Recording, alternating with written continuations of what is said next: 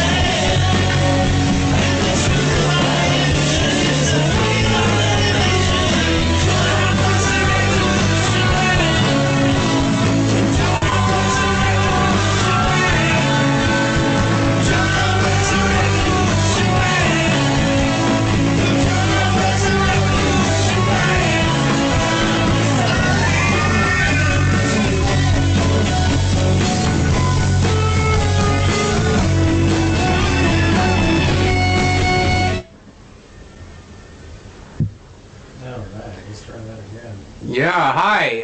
I'm Jeff Dodge, as I mentioned earlier, and it's great to have you back joining. This is our second episode. We are streaming live to you from the beautiful Alberta Arts District in Trench Digger Production Studio. And Rich, we're killing that, just a second. Like, you know, I don't want to get a precedent going with. Working. Okay, if anyone's going to call in, I want to make sure that you have your TV or YouTube station down in the background. Okay, so be very careful about that. We don't tolerate any of that kind of stuff on here. Very serious show here. Yes. Anyway, so Rich, how are you doing? I'm doing great.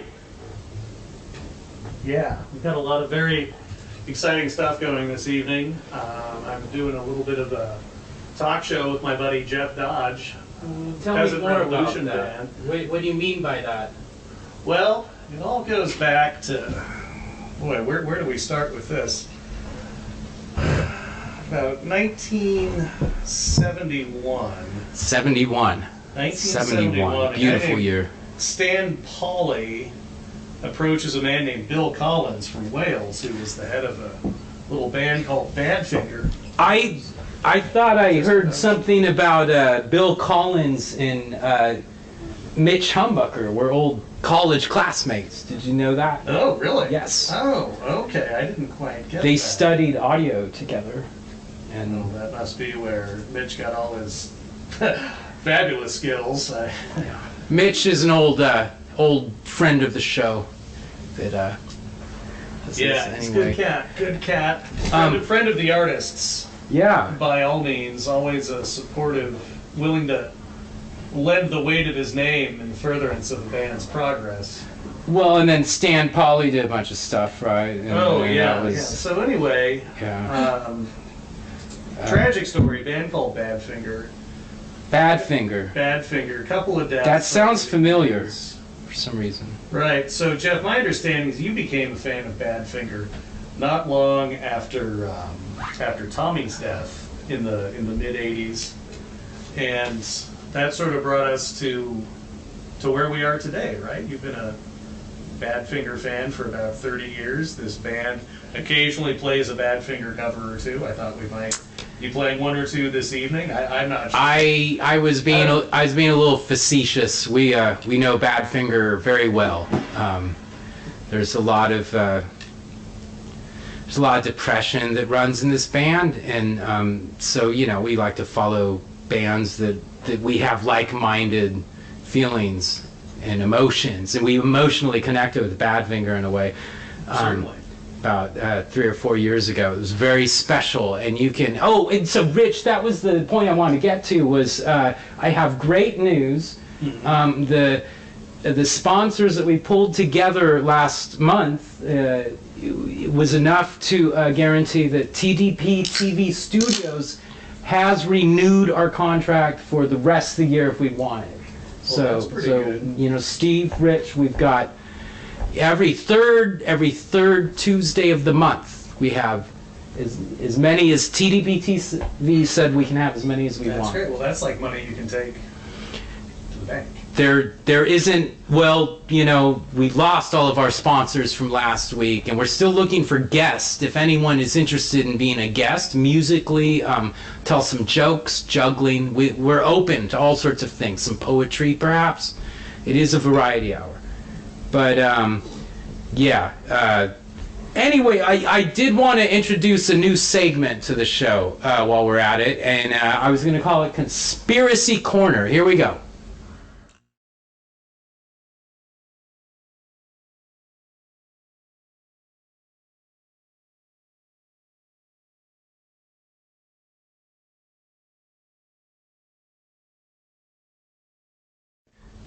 Yeah, I got to get some theme music for that together.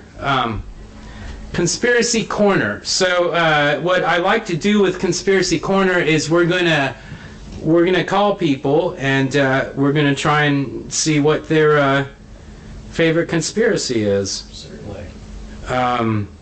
And right now I have a friend of ours that is. This is Nad from Los Angeles. We're going to see if we can get Nad on the phone. You should see the Stones' eye. Well, that's the wrong number, apparently. Let's try that again. I can't believe this. Nad from Los Angeles. Let's try this again. Nad, help me out here. All right, it is ringing. It is ringing. Let me try this. That's great news.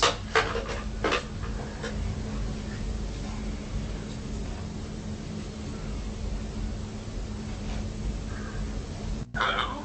Nad? Is this Nad from Los Angeles? This is Nad from Los Angeles calling. Nad, it's good to hear. That round? What? You need to back away from your YouTube set. I can't hear you. I gotta turn up the louder volume on the set because I can't hear you. Oh, look, we have a comment from Rich Reese has commented on our streamcast. I don't have time for this. What? Nad, No. Nad, Yeah. what is the temperature in Los Angeles right now? It's very hot right now. In fact, I had to take out the old broomstick and chase out them critters because they were really trying to punch it up over here. What kind of critters? And we got the alligators and stuff. In Los Angeles. Yeah, well, not really. Actually, they're more like deformed frogs from the moon. Well, they just shut down the reactor recently over in Yes. Bellingham. So Yes. yes. That's very interesting. It's very interesting. And what kind of? Did you have any fruit for breakfast this morning? I have an entire fruit cup, and it's full of lime. And Yes. it's keeping it nice and Good, fresh good. since this morning. Very good. So Okay. Well, thank you. That's Nad in Los Angeles, and we're gonna get on And oh my goodness, it's 9:15. We got to pay some bills already. Nad, we might check in with you a little bit later on the program. All right? That sounds wonderful.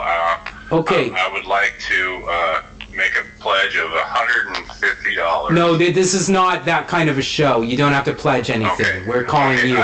Called you. I'll take the mug set for the. No, mugs. we're not doing that today. Okay. Okay then. Okay. I wanted to speak to you about my phone bill. Yeah. We're gonna have one of our best check in on that, and we'll be right back. Thank you, Nad. Bye-bye. All right. Yeah. Take care. Whew. And you know, what can you do about that? Oh, you should have told. I have my own 501c3, so if he really wants to make a donation, I could have helped him out. That's not a bad idea. Is a donation page, but peasantry and all. I feel uncomfortable about that. By Nick Carraway's notion that he would start a.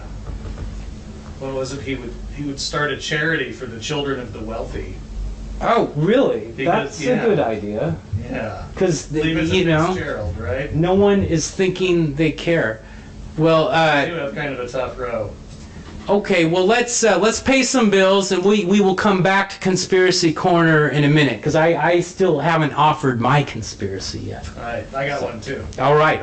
Well, let's do that. We'll be back in a minute. Peasant Revolution Variety Hour. Thank you.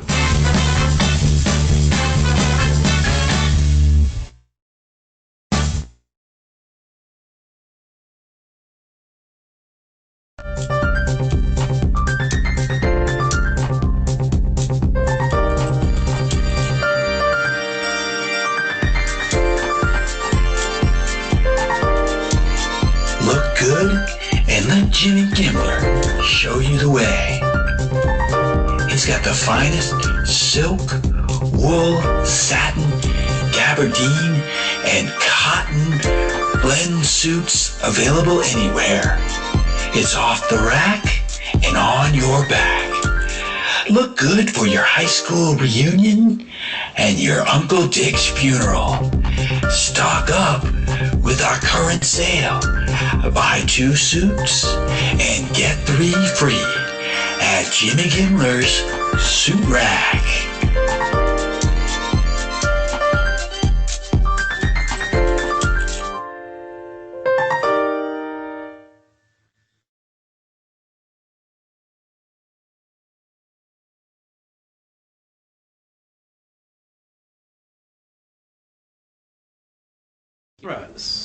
Yeah, and we're back.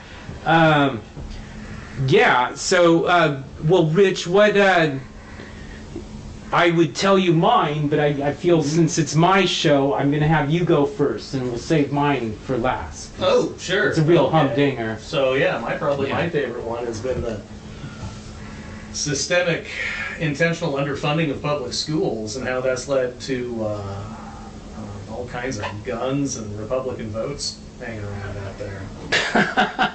And a pretty strong anti-union sentiment as well. You're so funny, Rich. It's like the government doesn't want to help the people or something. I mean, it's like, it's so silly. Yeah. So silly. Prop 13 in California, Measure 5 in Oregon. They started on the charter schools. We talked about this the last episode. You use all this fancy talk and verbiage, but, you know. Well, it's better than when you called it verbiage, because that kind of hurt my feelings. Well, I get into this with Phil, too. Is it flutist or flautist? I don't know. He sure flouts it. That's what I think. Yeah. A magnificent flouter. Love Phil. He's a mother flautist. Yeah, he takes that flute and he flouts it all all over the place. Flute flout. Anyway, well, now was there more to your conspiracy theory, or is that it? No, the government's bad. That was pretty much it. Well, no, it's not that the government's bad. It's that people get convinced that it's in their best interest to keep some pennies out of their income versus having a well-educated population, and then you get things like some of the ridiculous stuff that we have now, whether it was like Prop 8 in California. But do you remember when you could get a Tootsie Roll for 3 pennies? Do you remember the power of that? The American dollar? Good. You get a 3-cent Tootsie Roll. Right, but what was the median wage at the time? Well, you're getting me into the Tootsie Roll pop conspiracy. Okay. Sorry about that. I don't, but that's not the one I'm here to talk about. Okay, well, how about the proportion of wages to housing costs at the time? I mean, that was substantially different. You could be knee deep in. We're going to get into that, Rich. That's another segment I want to bring up in the politics thing. There's like some guest appearances we have tonight from our political world. Okay, like a janitor in the adult industry, and like you could have your own home and Tootsie Pops, and kids would be wealthy. Anyways, okay. So again, my wrap up for Conspiracy Corner. My wrap up ultimate conspiracy here is something I've been working a long time on. My wife Jamila is aware of this, and this is important because, you know, America, I think I finally got it figured out. All right, like we talked before, is this whole voting schmoting thing, whatever. My conspiracy theory is called the lonely gunman theory. Okay. Now, throughout history, we have seen this affliction of loneliness. Take our troubled warriors off the battlefield. Perhaps even the great Genghis Khan was afflicted amongst his troops with lonely gunman theory, conspirators. I don't know. But Lee Harvey Oswald was a very lonely guy. And if you think he was lonely, I mean, at least he had a wife, he had a kid coming along. You want to see lonely? Jack Ruby. Jack Ruby. Now that is a lonely mother flouter. And that is my lonely gunman conspiracy. Don't let guns fall into the hands of lonely people. It's pretty simple. So, Rich? So you think people should have to have references to get a gun? You know, like personal references, or as opposed to professional references? You know, again, you go with all this fancy talk. I don't know really what any of that means. I just know if they're lonely, that's a red flag right there. Oh, okay. That's a red flag. I guess we can get behind that. Sure. We all get lonely. We all get a little lonely sometimes. Kind of lonely right now, which is why I think we're going to take a commercial break here. So, yeah. Be right back after these messages. Time right now.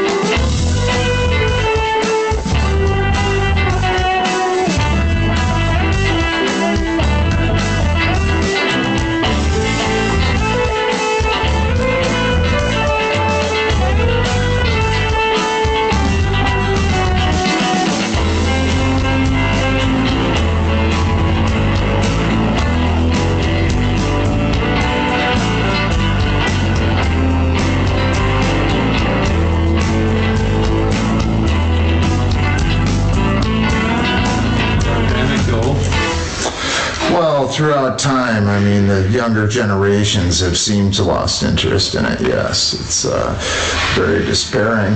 It's kind of like jazz. It's slowly dying off. What kind of jazz would you compare you're into? Dr. Scott, do you concur? Absolutely. I agree with everything that you said.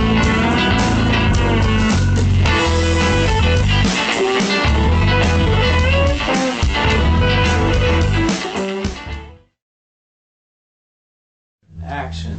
I'm gonna put my shades and let my hair down on this one.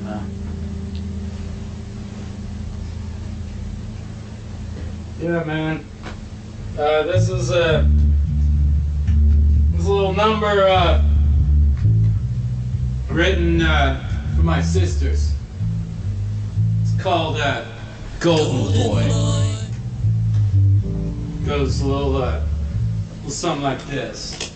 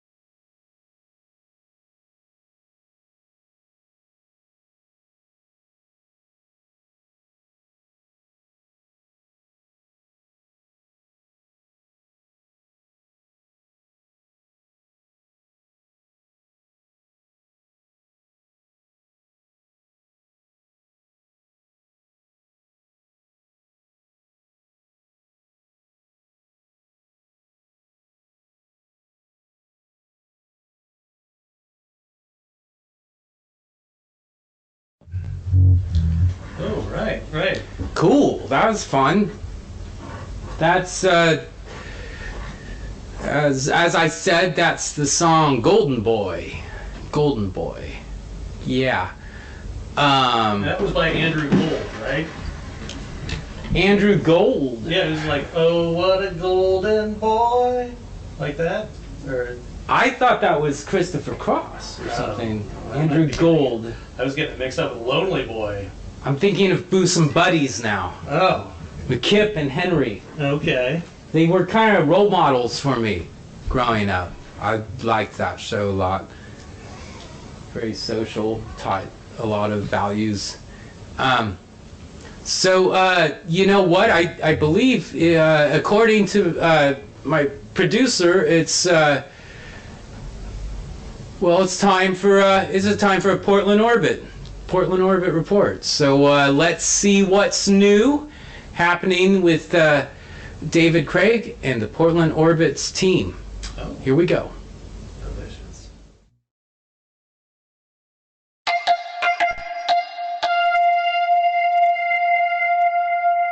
An accidental homage to abstract expressionist Mark Rothko is created every time someone decides to cover up graffiti with a block of paint. The effect created by mismatched colors vaguely resembles the color field paintings Rothko was famous for. This graffiti cover-up technique is fitting in Portland because Rothko spent his school-age years in the area. These blotchy splotches don't measure up to the abstract expressionism work of Rothko, but they could be considered elementary renditions if a bit of imagination were employed. This coincidental connection is a way of honoring a man that Portland needs to claim as a favorite son. This accidental nod to Rothko is barely in the ballpark because it's rare to see the more interesting colors Rothko preferred, like maroon or orange. General cover-up colors include industrial shades of gray, brown, and beige. It makes no sense that matching paint colors are rarely used to cover graffiti, but this provides the unintended reminders of Rothko's art, a homage to creations that may have deep-seated roots of Portland inspiration.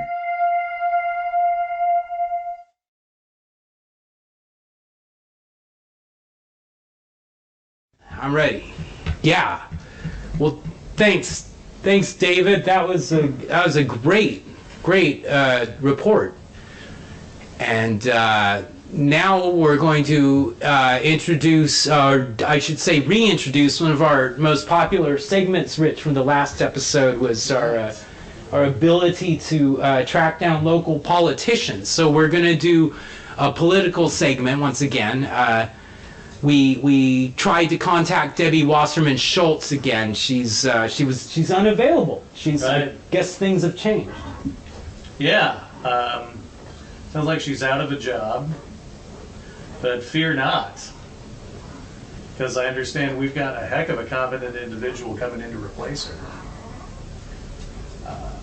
From the north. A guy named Corey Lewandowski. Is that correct?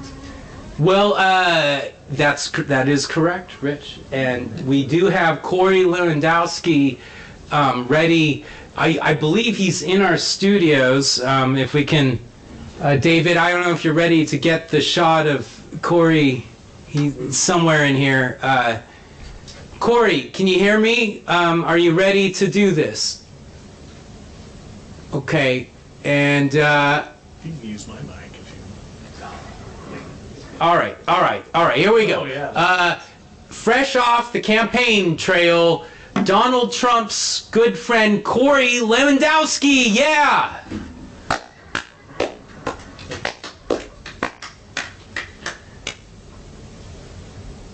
Okay, obviously Corey couldn't be here today. We're having Steve fill in. But Steve, I understand you're studied up and you're prepared for the task at hand.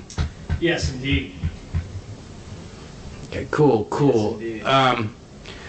Okay, so Corey, there's so much that people have been asking about, like with your strategies, the way you energize crowds, the way you handle crowds and address them and touch them, and you're very touching to them. I have a real big question. I don't know if you get this very often. My main question was, how does the Trumpster get so much radiancy out of his hair color? Speaking of color. Well, that would be a sweet emulsification of elbow grease and walnut peel extract. Wow. Amazing. Indeed.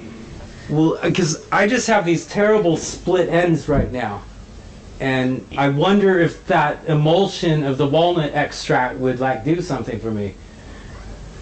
Amazing. Well, anyway, I understand it's fairly supple and nutty. Anyway, folks, moving right along here. oh yeah, well, I meant to mention this because, you know, everybody out there is saying what a racist this Donald Trump guy is. And frankly, I just don't see it, you know? I mean, Jamila and I watch The Apprentice a lot, okay? And then she quit watching it, and I would have to watch it by myself. But Donald would fire people of all colors. Black, Latino, Asian, and white people. A lot of white people got fired on The Apprentice. I think it's important to make out. You know? Well, at the same... They're fired! Well, Fired. there's nothing funny about that. I mean, first of all, that show ruined one of my favorite songs for me. But have you ever thought, like, isn't it mostly white people who are participants on that show? I don't know. I guess I looked as more like an orange thing.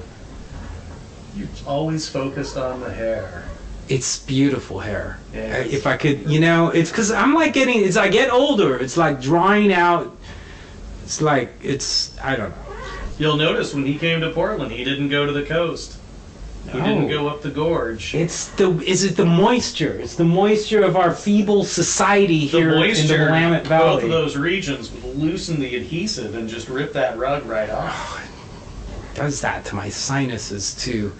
Well, anyway, Story for another time. I was thinking, yeah, probably is. Let's take a look at another Portland Orbit report.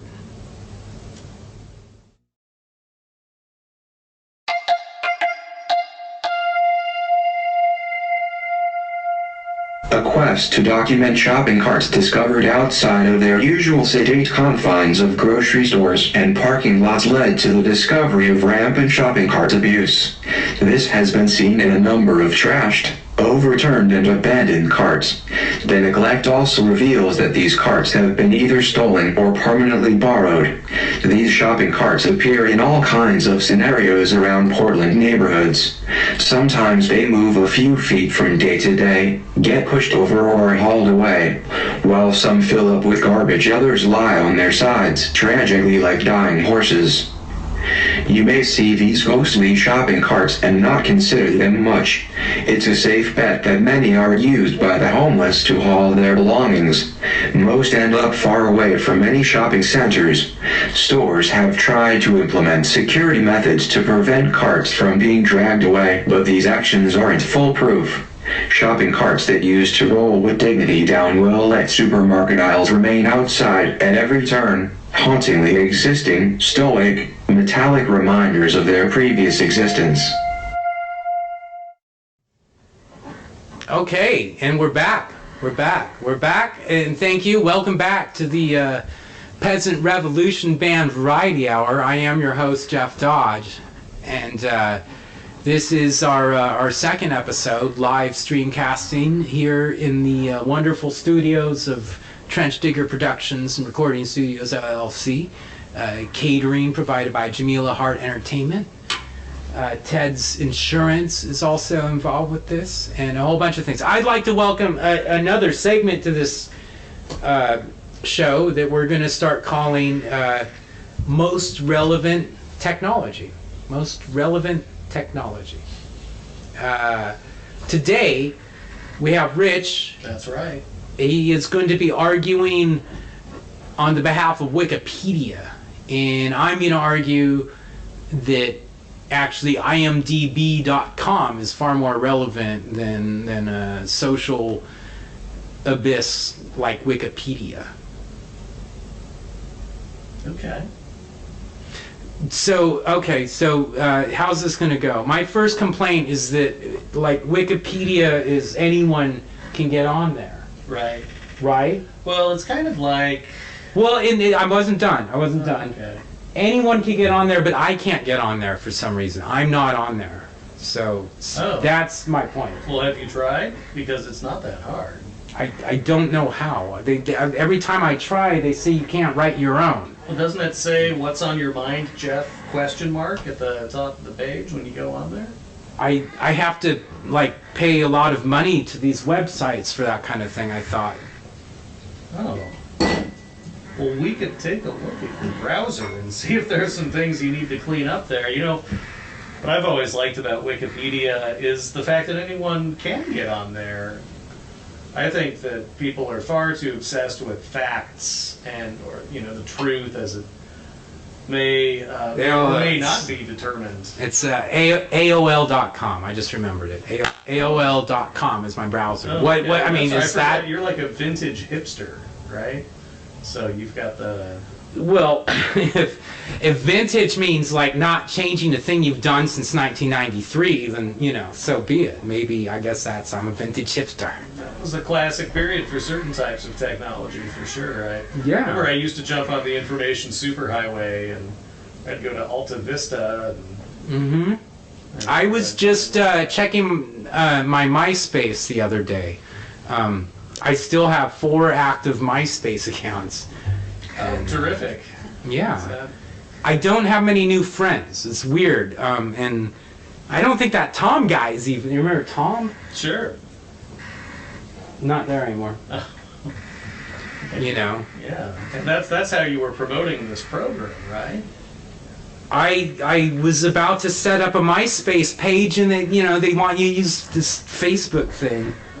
I don't face plant, whatever they call it, face off. But anyway, well, so my point is that imdb.com is if you go there, you can find Face Off, and you will find an amazing film with one of John Travolta's last great ones, and actually one of Nicolas Cage's last great ones. Okay, that's a little before my time. Now, Wikipedia ain't gonna give you that. You aren't gonna see that kind of information on Wikipedia. Well, what Wikipedia would probably tell you is maybe the same thing as IMDb, but it would be organized a little better, so you wouldn't have to spend as much time and be subject to the advertising that you're subjected to on IMDb. Well, I understand what you're saying, but I usually have to sit through a couple about 10-minute segments on the AOL side of advertising before I get to the IMDb advertising. So it's then I'm pretty used to the advertising. I see a few things over and over, and then you accidentally hit the refresh button and it starts all over. So I've waited a long time to see some amazing stuff on imdb.com, which I am on. I am on there. I'm not on Wikipedia by imdb.com. Jeff Dodge, number 312. Well, there's a lot of Jeff Dodges out there. So 312. Well, 312. That sounds wholly reasonable to me. I thought it was a good number. It's where I landed. So by the time I got there, I was 312. Yeah. So. So which number Jeff Dodge are you on AOL? Is that like? I didn't have to do a number. I didn't have to do a number. You've been around for a while. Yeah. Okay, well, that's pretty good. Yeah, I've tried to get Jamila on AOL, but she just rolls her eyes at me and won't have anything to do with it. But I swear she could get a good name with that. And probably no number too. Yeah. Like right now, you can get a name there with no number. And only for like $10 a month, right? I mean, what? Yeah. Yeah, well, I think we're going to maybe try and check back in with Nad in Los Angeles. Capital or idea. we might come back to a song. I don't, it's crazy. We're going to pay some bills. We're going to pay some bills.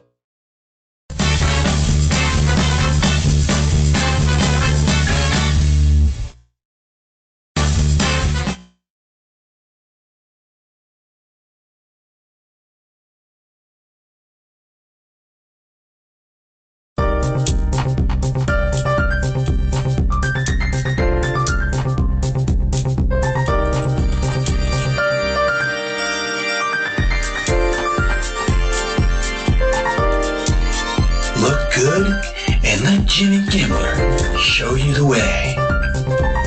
He's got the finest silk, wool, satin, gabardine, and cotton blend suits available anywhere. It's off the rack and on your back.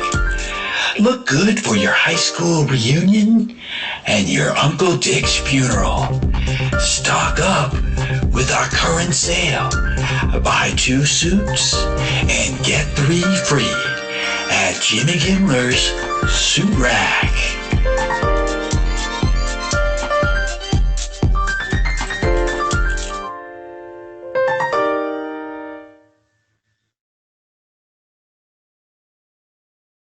Right.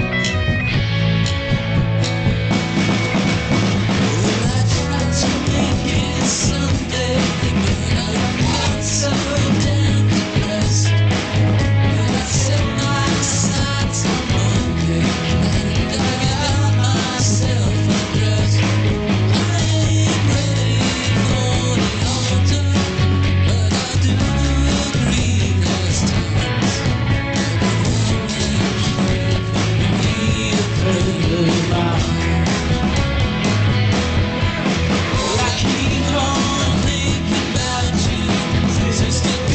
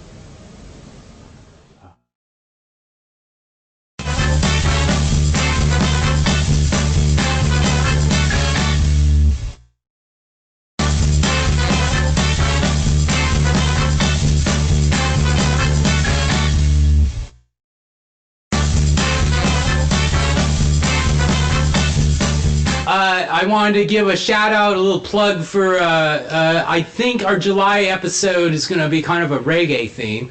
And one of the Trench Digger regulars, Jaga Culture, will hopefully, we're going to try and arrange to have him in the studio.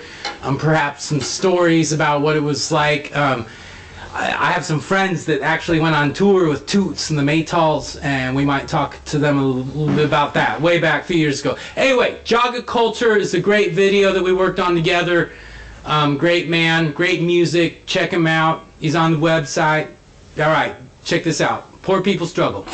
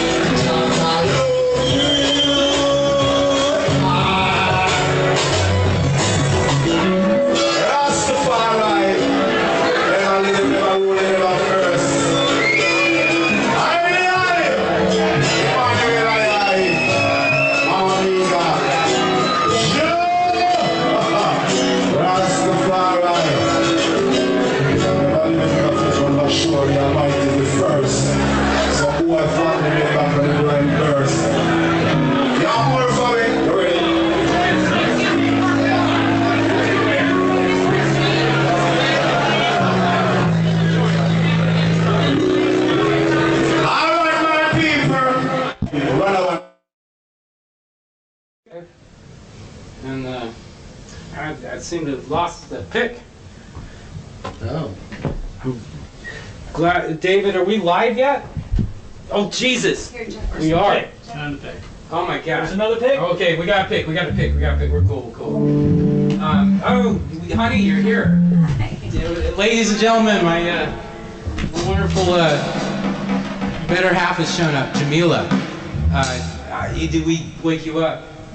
No, but I do need to go to work tomorrow. Okay, well, and let me just finish thanking our sponsors. As always, Urinal Hunters. We have a new business suit sponsor, the Portland Orbit. we love you, Portland. We Portlandia, Mayor Hales, the Mercury and Willamette Week. Thank you for not including what? Say goodnight, Jeff. Good night, Jeff.